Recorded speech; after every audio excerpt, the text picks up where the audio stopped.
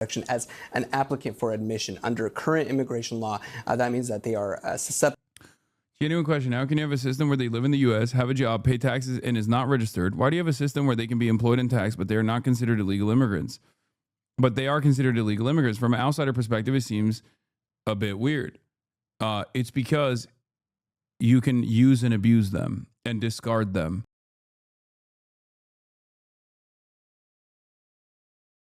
We're gonna move on from this until there's new updates on the issue, and then I'll get back to it and inform you about the latest on this shooting that took place. Except this story is actually really interesting. A Brazilian woman who is the mother of the White House press secretary Caroline Leavitt's nephew has been detained by ICE. Okay. The mother of Caroline Leavitt's nephew grew up here. She was brought here at 6. She went to elementary, middle, and high school here. She has no criminal record and the mother of a citizen. There is strong bipartisan consensus that people like her should have a path to stay. Ferreira migrated with her family to the United States from Brazil as a child. She is the mother of Leavitt's nephew. Mass deportation is pathological, says David J. Beyer of Cato Institute, one of the few open borders libertarians that remain. Nope. There is consensus. They all got to go. Wrong. It is extremely strong, durable consensus, says Aaron Reichland Melnick. Gallup's latest poll shows 85% support for a path to legal status for people brought here as kids, up from 81% last year and 83% 7 years ago. If you disagree, you're in a very small minority of the American public. Because the option doesn't exist. Why didn't she ever seek that option in the 30 years that she was here? Because the option doesn't exist. For the vast majority of the undocumented population, no matter how sympathetic, no matter if they came here as literal babies and speak English like a native and have clean records, until Congress acts, they have zero path to staying legally. This guy then follows up by says they have the option to self-deport and re-enter legally, where they won't be human trafficked by cartels. Support is screened to make sure they're compatible and have skills we need, etc. God, I wish you were right. I wish the people here illegally could just leave the USA and apply to come back in. But that's not how the system works. There's no line they can get into, no path to leaving and coming back, no way at all for the vast majority to ever come back. Yeah. That is not an app to re-enter the country legally. That is a program set up by the Trump admin to permit some people to accept voluntary departure, self-deport, and leave without a deportation order and also get $1,000. That's it. It offers zero path to coming back at all. Overstaying visa is not a crime, and she was 6 years old when it happened. She is technically eligible for DACA. Okay? In any case, let's take a look at the news story here on ICE. And someone from Caroline Leavitt's immediate family getting arrested for deportation. Welcome back to ABC News Live. First, Homeland Security confirms ICE arrested a woman a source says has a connection to White House Press Secretary Caroline Leavitt. Meanwhile, refugees admitted into the U.S. during the Biden administration could be in jeopardy of losing their legal status. Immigration reporter Armando Garcia and Justice reporter Luke Barr are here for more on that. Armando, what's the latest on this woman ICE detained, and what's her connection to Caroline Leavitt? Well, this is her nephew's mother. DHS has forcefully described her as a criminal illegal alien, saying that she had a previous arrest for battery and overstayed a visa, presumably when she came to the United States when she was a child. Her lawyer is pushing back on some of these claims, saying that she had absolutely no criminal. If you come here illegally, your ass is GTFO. That doesn't even make like any grammar sense. If you come here illegally, your ass is get the out. Why so hard to understand? Says Griff. First message in the chat. Very simple. If someone has done no crimes whatsoever and they're just a normal functioning part of American society, there is a reason to deport them, especially if they were 6 years old when they came to the United States of America and know nothing but America. They are American. Okay? And there is not a single good counter narrative to this, okay? And it's not even unpopular, for the record.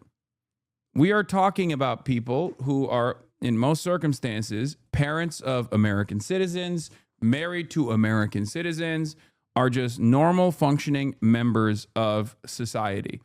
Okay? I would go so far as to say that they are probably better than you. Okay. They are probably a better individual than you are, and probably more important for American development than you are. In most circumstances, they fulfill a role that is needed. You don't, okay? And I know for a fact that you don't, because you're sitting in this chat anonymously chirping about some of the most vulnerable population members, some of our most vulnerable community members, some of our most vulnerable and productive neighbors, okay? That's it. My cousin came here illegally from Europe. Now he's a Republican business owner and a Freemason, and is one of the California Republicans that moved to Texas. Wait, I don't understand. Is he getting deported now, or what? Record, certainly no criminal record that would have prevented her from getting deferred action for childhood arrival status. And he's also saying that this is somebody who is now being held in Louisiana, thousands of miles away from home. They plan to challenge her arrest in federal court. And Luke, a memo obtained by ABC News shows the Trump administration is directing U.S. Citizenship and Immigration Services to review refugees admitted during President Biden's time in office. What's the goal here? Yeah, so Diane, those who were admitted during the former President Biden's time in office will be under review. Even have to go through another interview, and the memo that we obtained says that basically those who were admitted and will be, they're going to look at all of those who were admitted and see within 3 months if they're, need to go through a re-interview. They're going to identify people who need to go through a re-interview.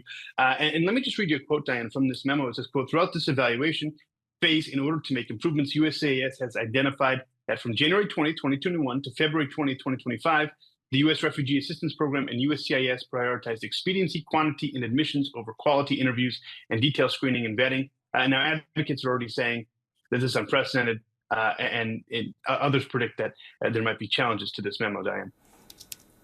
And Armando, a judge is now moving forward with a contempt inquiry after the administration sent 2 plane loads of Venezuelan immigrants to El Salvador, despite orders to turn the planes around.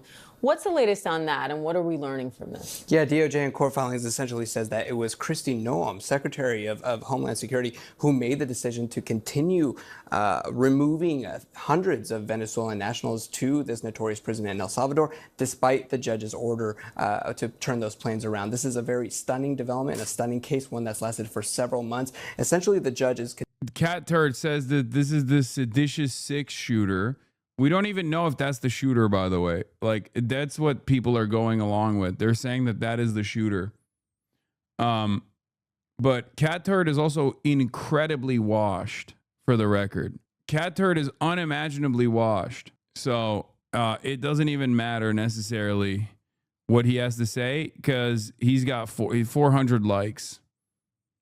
400 likes on that tweet. If you remember, he fell off after he had a falling out with Elon Musk. He's got no motion. Yeah, Marjorie Taylor Greene is no longer following Cat Turd. It's over. It's over, dude.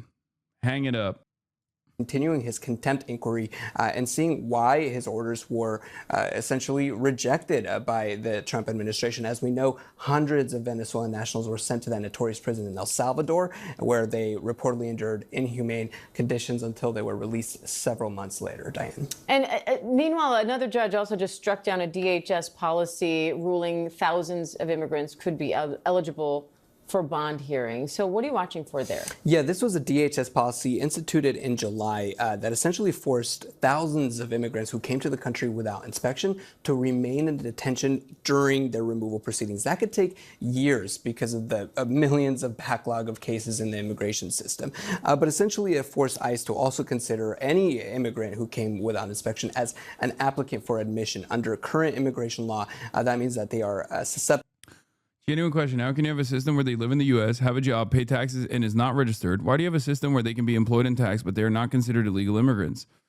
But they are considered illegal immigrants. From an outsider perspective, it seems a bit weird. It's because you can use and abuse them and discard them. So it's beneficial to business owners to maintain this structure where it's basically like a handshake and a nod agreement. Their existence also their existence on U.S. soil and their participation in the labor market also depresses wages for everybody across the board. Their participation as undocumented workers, for the record. Because if they were participating in the labor force as documented workers, then it wouldn't depress wages in general. They'd be a part of the normal labor force. So that's it. It's one of these structures that we've designed with full knowledge. Everybody knows how it works. Okay, you hit a nerve. There's only one side of the political aisle who has consistently called for violence against law enforcement, has been attacking and shooting ICE agents, and has also widely celebrated the assassination of Charlie Kirk. And it isn't the right wing, you pompous asshole, says Savannah Hernandez, Sav with one N, protest coverage, political commentary, proud American, contributor with TPUSA.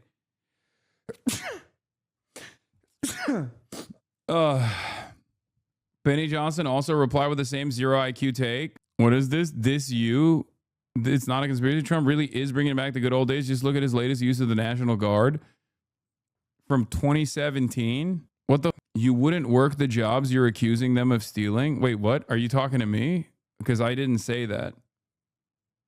I didn't even accuse undocumented migrants of stealing jobs necessarily. They're just human beings. There's no job theft in general. What did Benny Johnson say? Kaya, other chatters, there is not a single chatter in this community that have said that immigrants are stealing jobs. This is a very pro-immigrant chat. As a matter of fact, you're the only one who said that even implied that chat is saying it or even used that term.